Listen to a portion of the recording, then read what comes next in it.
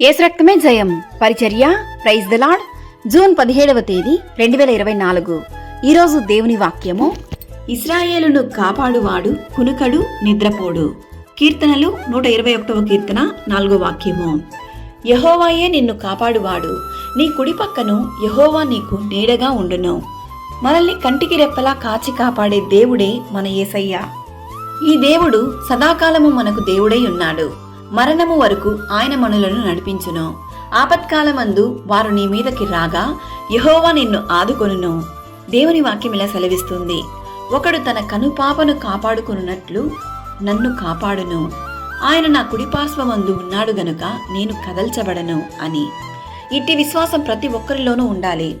నిన్ను శాశ్వత శోభాతిశయముగాను బహుతరములకు సంతోష కారణముగాను చేయును. మనము గ్రహింపలేని గొప్ప కార్యములను ఆయన మన జీవితంలో తగిన సమయమందు చేయును.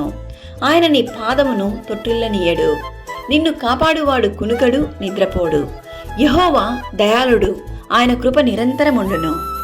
నిన్ను అనేక సార్లు సాతాను పడద్రోయాలని, నిన్ను గాయపరచాలని, నిన్ను నాశనం చేయాలని చూసినా ఆయన తన రెక్కల నీడలో నిన్ను నిరంతరం కాపాడును.